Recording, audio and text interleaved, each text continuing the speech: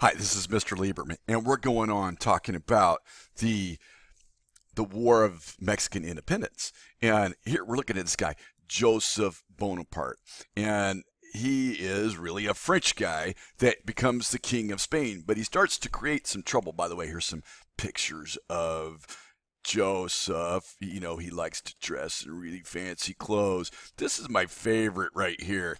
Did somebody tell him he was going to look like a girl dressed in a white skirt and pantyhose? I don't know. So, okay, one more thing about Joseph, guy with the pretty skirt. So, going on down, and he actually ended up living in the United States, in New Jersey and Philadelphia, and he ends up in New Jersey, and a bunch of his kids are born in New Jersey. Pauline Ann and Catherine Charlotte.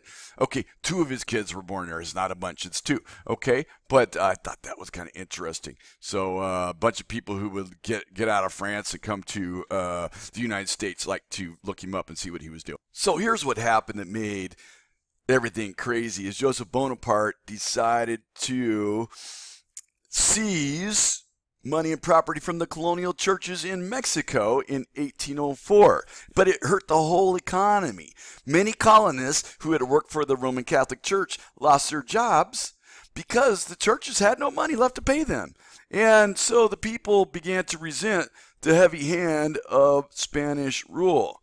And so the church leaders started to get upset. You've already heard about this guy. This is Father Hidalgo. This is maybe the most famous picture of him. And then in September 16th, 1810, he issued what is called the Grito de Dolores. I probably pronounced that badly, but I tried. The cry of Dolores. And this is where he said, we can't do this anymore. We got to rise up against this. This is not working for the Mexican people. A few months after he started this, he was captured and executed for treason. And this is a painting that somebody has put together of what his execution would have looked like. The thing is, though, the movement didn't stop with his death because he inspired people. Well, see, there were these guys in the area that are called filibusters, and what they want to get over there and help Mexico against the Spanish. It's an era in which people want to fight against monarchies and tyrants and dictators. They're not called dictators yet, but you get the idea. And so people started helping. And there's this guy from Mexico. We don't call him a filibuster because he's actually from Mexico. His name is Jose Bernardo Maximiliano Gutierrez de Lara. Okay, we're just going to call him De Lara now. And De Lara, he goes up to Washington, D.C. to try to get help. And they send him over to New Orleans.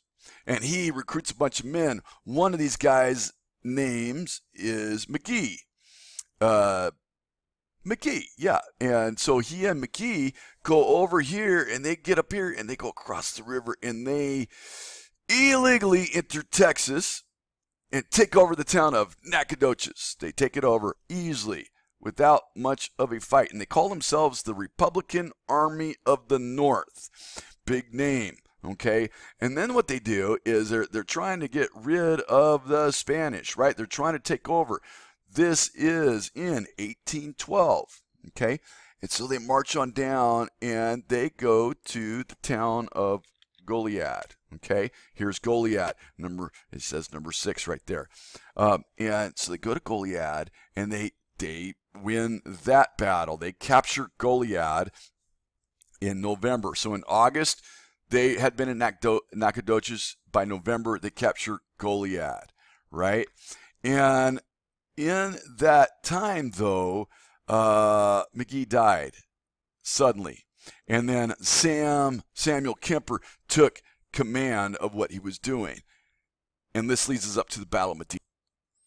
So at the time, let me try to change it.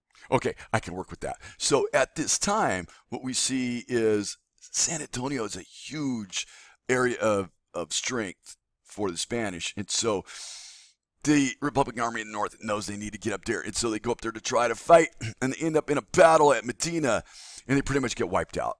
And so that's the Battle of Medina, when the Spanish overwhelm this Republican Army of the north, killing most of the rebels, and the others were killed after surrendering. This becomes an issue with the Spanish and later with the Mexicans. One more point is the Spanish also tracked down and killed colonists in San Antonio who had helped the Republican Army. So a bunch of them skedaddle up to Nacogdoches, where they can pretty much feel like they're safe.